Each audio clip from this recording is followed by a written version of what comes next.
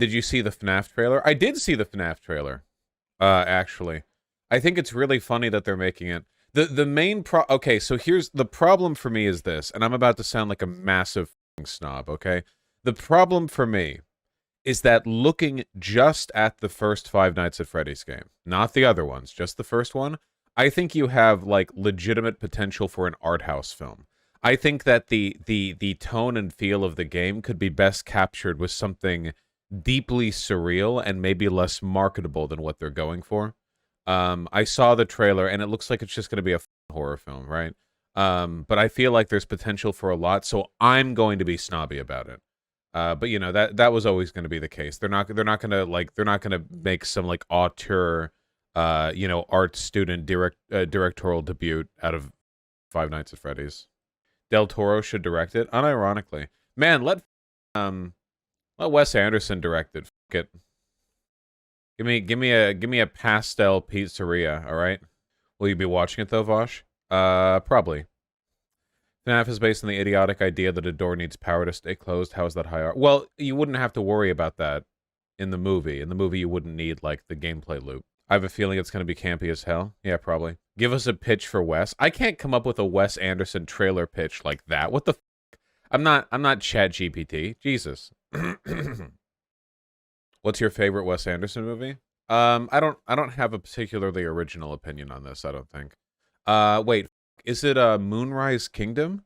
What was the one where there's like the Boy Scouts? Yeah, that one, okay? Right? Yeah. Okay, Moonrise Kingdom. I think it's Moonrise Kingdom, and then right after that, very shortly, Fantastic Mr. Fox, and then right after that, very shortly, Grand Budapest. But they're like right up here, you know? I'm not gonna fight between the three. I really like them. Did anyone else see that dog one? The one about the dogs in the junkyard? How did people feel about that? I don't think it was his best one, but it was a lot better than people gave it credit for. The Isle of Dogs, yeah. People were kind of mean to that movie, but I thought it was pretty good. I haven't seen it. It's good. It's good. I mean, it's stop motion, so if you're into that kind of thing, which I am, then you're probably going to be biased towards it as well. Weird movie. It must be so cool to be an auteur director and to be able to have posters that look like this. That's dope. Is it Ed Norton and Isle of Dogs?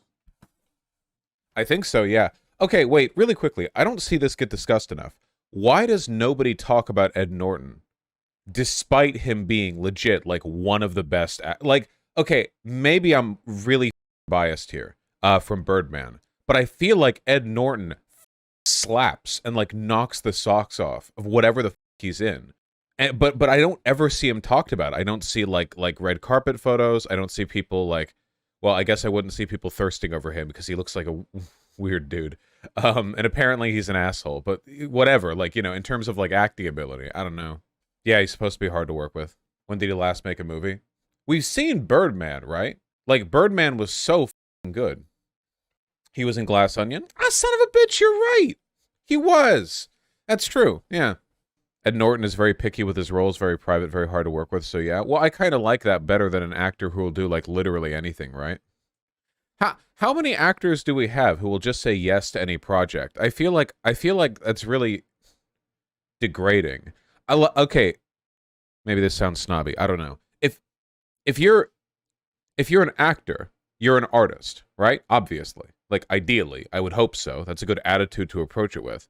And if you're an most artists, like, if you have a very talented musician, their agent isn't going to accept roles for, like, literally everything. Like, oh, yeah, do a jingle for this, like, theme song for a children's cartoon. Oh, yeah, do, like, the opening song people hear when they enter this, like, theme park ride. But for some reason, as an actor, it's just accepted that there are lots of large actors who will just accept, like, any project. And I don't understand why. They're very, very wealthy. A lot of them are talented. It's not like they lack talent, you know? I'm not saying, like, Nick Cage is Nick Cage, okay? I get that. But, you know, I mean, broader than that. Did you know Bruce Willis didn't believe acting was really hard? Yeah, because Bruce Willis's story is, like, really sad. Bruce Willis's brain has been soup for the past, like, decade and a half. And apparently he kept making movies, and like he kept making movies, like every movie he could, because he knew that his brain wouldn't keep up for that much longer. So he wanted to make them while he could to like save money. And some people say that he was taken advantage of, that like his lowered mental faculties made him easy to get as like an actor, which could be true. But as I understand it, he just wanted to have a giant nest egg for his family. So he, which must be huge because it's Bruce Willis, right?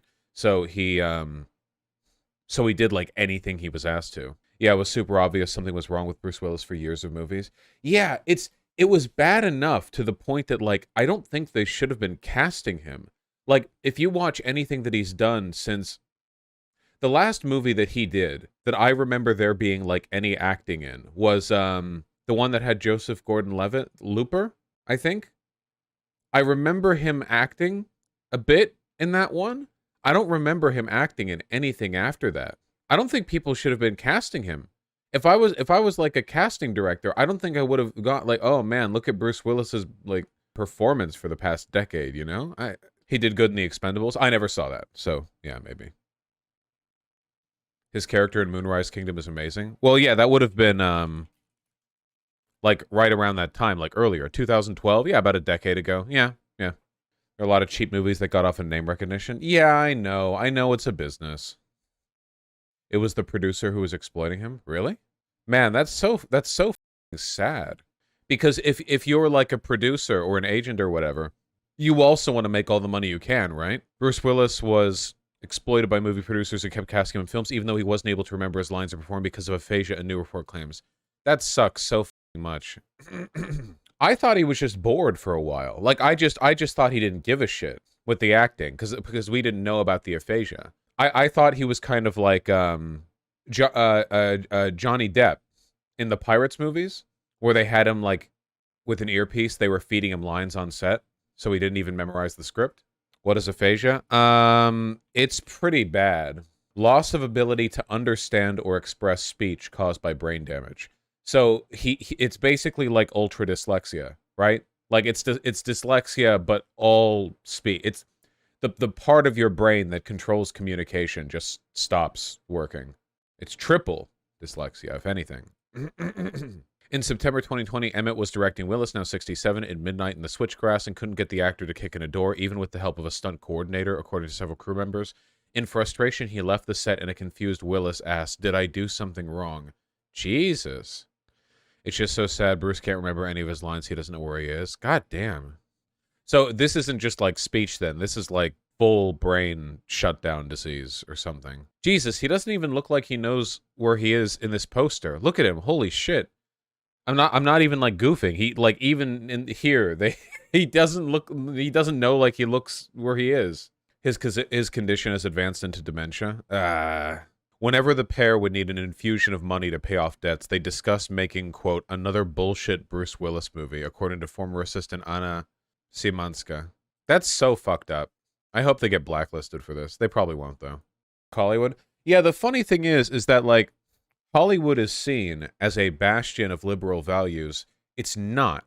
It's in Los Angeles, which is a left-leaning city, and a lot of the artists and actors are left-leaning, but Hollywood is controlled by, they say Jews, it's controlled by ultra-wealthy people who, like all business people, are overwhelmingly slanted towards the right in terms of their biases, you know? They like the way you listen to the right and you'd think that all these Hollywood executives are like bankrolling progressivism for progressivism's sakes, when in reality all of this is like committee driven, and you have these fat cat tyrants sitting there smoking a cigar listening to somebody go like, sir, I can provide you 2.8% market returns in return. Please don't my wife the next time she comes in for work. And then like he takes a fat puff of the cigar and he's like, all right. Like it's horrible in there, you know? Everyone knows about the abuse. It's just ultra wealthy people with a ton of power that have like a huge amount of cultural control. Hello.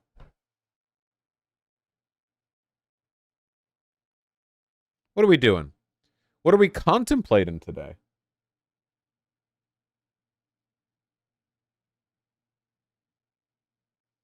I can see him purring. I don't know if it shows up on cam, but even right now he's purring. You looking at a ghost? Hey. You snap your fingers, you see how he turns his ears around? I think my arm blocked it. Vosh, seriously, tell chat it's mega weird to immediately post Pepe as soon as Jews are mentioned in any context. Yeah, you guys really do have to stop doing that. The whole Pepe posting thing is when you're making fun of somebody else for, like, dog whistling. If you do it anytime Jews are mentioned, then you're the one doing it. Like, it would be indistinguishable from Nick Fuentes' chat. They would also do the same thing. I know you don't mean it that way, but that is how it comes off if you're just, like, viewing it externally.